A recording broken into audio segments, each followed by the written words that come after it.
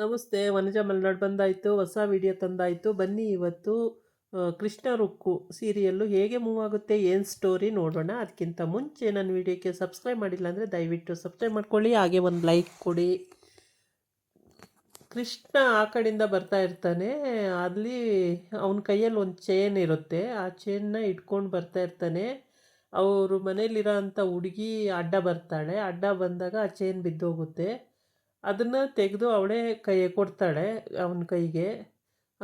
ನೋಡ್ಕೊಂಡು ಬರೋಕ್ಕಾಗಲ್ವಾ, ನಿಮ್ಮ ಕೆಲಸ ನೋಡ್ಕೊ ಹೋಗ್ರಿ ಅಂತ ಬೈದು ಹೋಗ್ತಾನೆ. ಆಮೇಲೆ ಅವನ ಇಂಟೆನ್ಷನಲ್ಲಿ ಅವನೇನೋ ಬೇರೆ ಇದು ಮಾಡ್ತಿರ್ತಾನೆ. ಆದರೆ ಮನೆಯವರೆಲ್ಲ ಒಂದು ರೀತಿ ತಪ್ಪು ತಿಳ್ಕೊಳ್ತಾರೆ.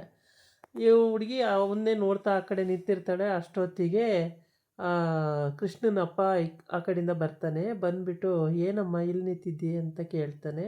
ಏನಿಲ್ಲ, ಕೃಷ್ಣ ಅವರು ಇಲ್ಲಿ ಹೋದರು, ಕೈಯಲ್ಲಿ ಒಂದು ಚೈನ್ ಇತ್ತು, ಅದು ಕೆಳಗೆ ಬಿತ್ತು, ನನಗೆ ಟಚ್ ಆಗಿ, ಅದಕ್ಕೆ ಅದನ್ನು ತಗೊಂಡು ಹೋದರು ಅಂತ ಹೇಳ್ತಾಳೆ.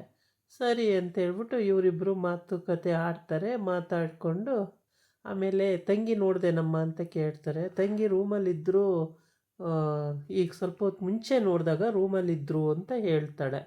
ಹೌದಾ, ರೂಮಲ್ಲೇ ಇದ್ದಾರಾ ಅಂತ ಹೇಳ್ಬಿಟ್ಟು ಆಮೇಲೆ ರೂಮಲ್ಲೇ ಮಾತಾಡ್ಸೋಣ ಅಂತ ಹೋಗ್ತಾನೆ. ಅದಕ್ಕೆ ಮುಂಚೆ ಕಲ್ಯಾಣಿ ಮೇಲಿಂದ ಇಳಿದು ಬರ್ತಿರ್ತಾಳೆ. ಕೃಷ್ಣ ಡಿಕ್ಕಿ ಹೊಡೆದಿದ್ದು ನೋಡಿಬಿಟ್ಟು ಮನುಷ್ಯತ್ವನೇ ಇಲ್ಲ, ಯಾವಾಗ ನೋಡಿದ್ರು ಹೀಗೇನೆ ಅಂತ ಬೈಕೊಂಡು ಹೋಗಿರ್ತಾಳೆ ಆ ಕಡೆಗೆ. ಆಮೇಲೆ ಈ ತಂಗಿ ಈ ಕಡೆ ಇಲ್ಲಿ ಬಂದು ಅಳ್ತಾ ಕೂತಿರ್ತಾಳೆ. ಯಾಕೆ ಅಂದರೆ ಕಲ್ಯಾಣಿಗೂ ಇವಳಿಗೂ ಸ್ವಲ್ಪ ಮಾತುಕತೆ ಆಗುತ್ತೆ. ಮಾತುಕತೆ ಆದಾಗ ಅವಳೇನೋ ಬ್ಯಾಡ್ ಒಪಿನಿಯನ್ ಕೊಡ್ತಾಳೆ. ಅದಕ್ಕೆ ಇವಳು ಕರೆಕ್ಟಾಗಿ ಹೇಳಿದಾಗ ಅವಳಿಗೆ ಅದು ಇಷ್ಟ ಆಗಲ್ಲ ಕಲ್ಯಾಣಿಗೆ. ಆ ಹುಡುಗಿ ಮನೇಲಿದೆಯಲ್ಲ, ಆ ಹುಡುಗಿ ಬಂದು ನೀವು ದೊಡ್ಡವ್ರಿಗೆ ಹಂಗೆಲ್ಲ ಹೇಳಿದ್ದು ತಪ್ಪು, ಆ ಥರ ಮಾತಾಡಬಾರ್ದಾಗಿತ್ತು ಅಂತ ಹೇಳ್ತಾಳೆ. ಮಾತಾಡಬಾರ್ದಂತೆ ಹೇಳಿದಾಗ ಇವಳು ಕಲ್ಯಾಣಿ ಮುಖ ದುರು ನೋಡಿಬಿಟ್ಟು ಆ ಕಡೆ ಹೊರಟೋಯ್ತಾಳೆ. ಅವಳು ಹೋಗಿದ್ದನ್ನು ನೋಡಿಕೊಂಡು ಕಲ್ಯಾಣಿ ನಿಂತ್ಕೋ ಅಂತೇಳಿ ಮಾತಾಡಿಸಿ ಹೋದ್ಮೇಲೆ ರೂಮಲ್ಲಿ ಹೋಗಿ ಇವಳು ಅಳ್ತಾ ಇರ್ತಾಳೆ.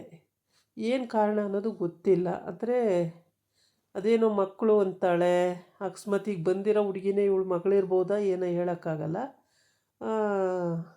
ಸೂರ್ಯಪ್ರಕಾಶ್ ರಾವ್ ಅವರು ತಂಗಿನ ಮಾತಾಡ್ಸೋಕ್ಕೆ ಅಂತ ಅಲ್ಲೋಗಿ ಕೂತ್ಕೊಂಡು, ಅವಳು ನೆಲದಲ್ಲಿ ಕೂತ್ಕೊಂಡು ಬಿಕ್ಕಿ ಅಳ್ತಾ ಇರ್ತಾಳೆ. ಅದಕ್ಕೆ ಹೋಗಿ ಅಲ್ಲಿ ಕೂತ್ಕೊಂಡು ಏನಮ್ಮ ಪ್ರಾಬ್ಲಮ್ಮು, ಯಾಕೆ ಅಳ್ತಾ ಇದೀಯ ಅಂತ ಕೇಳ್ತಾನೆ. ಅದಕ್ಕೆ ಅದೇನೋ ಕೈಯಲ್ಲಿ ಬಕ್ಷೆಯಲ್ಲಿ ಇಟ್ಕೋತಾಳೆ. 4 ತಿಂಗಳು ಅಂತಾಳೆ. ಏನು ಅಂತ ಒಂದು ಅರ್ಥ ಆಗಲ್ಲ. ಅದಕ್ಕೆ ಅವನು ಸಮಾಧಾನ ಮಾಡ್ತಾನೆ. ಸರಿ ಬಿಡು ಹೋಗಲಿ ಅಂತಾನೆ.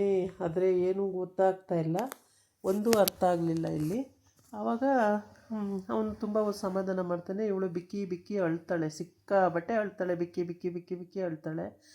ಹತ್ತು ಆಮೇಲೆ ಅಣ್ಣ ನಾನು ಏನಣ್ಣ ತಪ್ಪು ಮಾಡಿದ್ದೆ, ಯಾಕಣ್ಣ ನನಗೆ ಹಿಂಗಾಯಿತು ಅಂತ ಮತ್ತೆ ಅವನ್ನ ತಪ್ಕೊಂಡು ಅಳ್ತಾಳೆ. ಮತ್ತೆ ಕೂತ್ಕೊಂಡು ಅಳ್ತಾಳೆ, ಮತ್ತೆ ಅಳ್ತಾಳೆ. ಅದು ಏನು ಅಂತಲೂ ಗೊತ್ತಿಲ್ಲ. ಒಟ್ಟಿಗೆ ಅವ್ರಿಗೆ ಗೊತ್ತು, ಸೂರ್ಯಪ್ರಕಾಶ್ ರಾವ್ಗೆ ಗೊತ್ತಿದೆ, ನಮಗೆಲ್ಲ ಗೊತ್ತಿಲ್ಲ ಆ ವಿಷಯ. ಅವನು ಸಮಾಧಾನ ಮಾಡ್ತಾನೆ. ಮತ್ತು ಆಯಿತು ಬಿಡಮ್ಮ ಹೋಗಲಿ ಅಂತಾನೆ. ಆದ್ರೂ ಇವಳು ಬಿಕ್ಕಿಸಿ ಅಳ್ತಾಳೆ. ಏನಕ್ಕೆ ಹಿಂಗೆ ಅಳ್ತಿದ್ದಾಳೆ ಅನ್ನೋದು ಅವನಿಗೂ ಅರ್ಥ ಆಗ್ತಾ ಇಲ್ವೋ ಏನೋ ಗೊತ್ತಿಲ್ಲ. ಆಮೇಲೆ ಅಷ್ಟೆಲ್ಲ ಹತ್ತು ಏನು ವಿಷಯ ಅನ್ನೋದೇ ಗೊತ್ತಿಲ್ಲ, ಸುಮ್ಮನೆ ಅಳೋದು. ಪಕ್ಷಿ ಹಿಡ್ಕೋತಾಳೆ, ಆಮೇಲೆ ಮುದ್ರಕೊಂಡು ಕೂತ್ಕೋತಾಳೆ, ಆಮೇಲೆ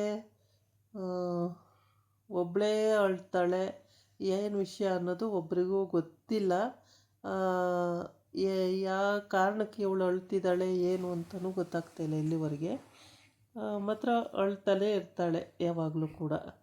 ಹೀಗಾಗಿ ಅವರಿಗೆ ಏನು ಅಂತಲೂ ಅರ್ಥ ಆಗ್ದಲೇ ಸುಮ್ಮನೆ ಇರ್ತಾರೆ.